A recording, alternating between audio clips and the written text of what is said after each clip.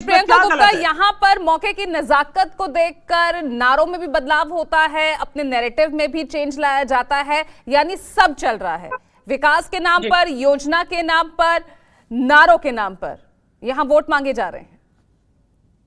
देखिए पूजा जी, देखिए मैं आज लाल साड़ी पहन के आई हूँ, तो मुझे लगता है कि अब देवेंद्र फडणवीस जी हो या भारतीय जनता पार्टी के यहाँ जो प्रवक्ता बैठे हों, उनको मैं नक्सली दिख रही हूँ। तो ये भी एक विचारधारा है, इसको भी आप क्या करिएगा। आपके दर्शक बाखूबी समझते हैं कि किस तरह की विचारधारा है। अब आप जातिगत जनगणना की बात करिएगा, आप बात करिएगा संविधान की, तो ये आपको नक्सली बता दें। वास्तव में आज हालत ये है कि बीएमसी के चुनाव नहीं करा पाई है, और लोकसभा के चुनाव में जो रिजल्ट आए वो अभी पूरी यहाँ के बीजेपी के प्रवक्ता है, उन्होंने खुद माना कि वो कितने खराब है। और हकीकत है कि वहाँ का किसान वाकई परेशान है। आत्महत्याओं का आंकड़ा जिस तरह से बढ़ता चला जा रहा है, वो चिंता की बात है। और उसके बावजूद भी न प्याज का किसान सिक्योर है, न टमाटर का किसान सिक्योर है, और ना ही सोयाबीन की खेती करने वाला सिक्योर है, ना ही कपास की खेती करने वाला सिक्योर है। हर तरह से किसान की जान लेने पर तुले हैं। ये वो लोग हैं जो शिवाजी महाराज की प्रतिमा के साथ भी इंसाफ नहीं करते। और इंसाफ क्या करना, भ्रष्टाचार की भेंट चढ़ता है।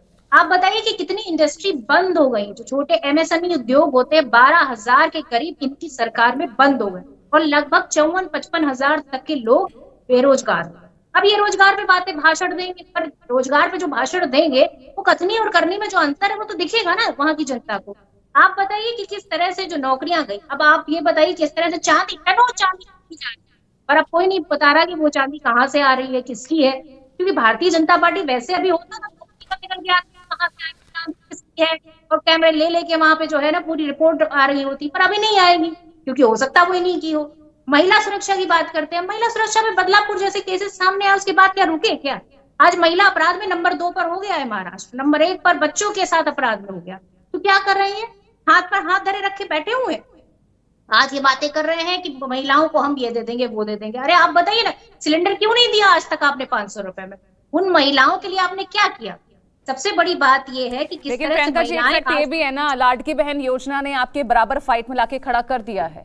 मध्य प्रदेश में ऐसी ही योजना, लाडली बहन योजना का आपको खूब डेंट मिला, नुकसान। मुझे लगता है कि सबसे बड़ी चीज है जहां महिलाएं सुरक्षित ही ना हो, जहां महिलाओं को पानी की सुविधा न मिल पा रही हो, जहां महिलाओं की बात की जाए तो उनसे दोहरा बिहेवियर किया जा रहा हो, ये कहा जा रहा हो कि महिलाएं अगर कांग्रेस पार्टी में दिख जाएं तो उनकी फोटो खींच लीजिए, और उनकी फोटो खींचने के बाद उनको उनका जो वो आप बता रही है ना कि लाडली बहन योजना का जो बेनिफिट मिल रहा है वो भी बंद कर दीजिए। इस तरह ये बातें कर रहे हैं। आपको लगता है कि महिलाएं इनको वोट देंगी?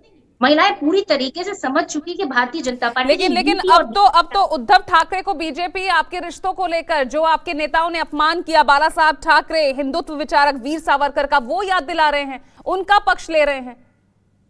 देखिए मुझे लगता है कि बाबा साहब का जितना बड़ा अपमान इन्होंने करा उतना तो आज तक किसी ने नहीं करा। बताइए, नक्सलवादी सोच बता दी उस संविधान को, और उस संविधान के लाल कलर से इन्हें आपत्ति। आप बताइए कि मैं नक्सली दिख रही हूँ यहाँ बैठी? आप हकीकत ये है कि मुद्दों पर राजनीति नहीं करेंगे।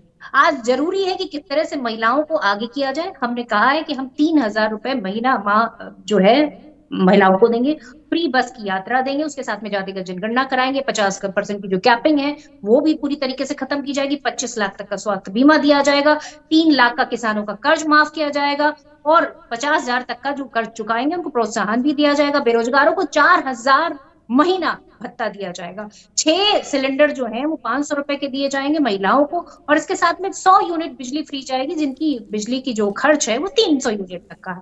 इसके साथ में न्यू इंडस्ट्री पॉलिसी भी लाई जाएगी, और 2 लाख से तमाम वादे वहां बीजेपी के 25 जो संकल्प पत्र है ना, 25 वादों का, उसमें भी सब दिए गए हैं। देखिए वादे पूरे नहीं हुए। जाति जनगणना, आरक्षण को लेकर जनता के बीच ये नहीं काम कर रहा ना। अभी बात कर रहे थे कुछ 1 लाखों को छोड़कर। देखिए मुझे नहीं लगता कि जो चीजें इन्होंने की उसके बिहाफ पे इन्हें 2024 के चुनाव में जो रिजल्ट है उसे साफ साफ पता हो जाना चाहिए। ठीक है, गुलाबचंद दुबे जी अभी 23 तारीख का इंतजार कर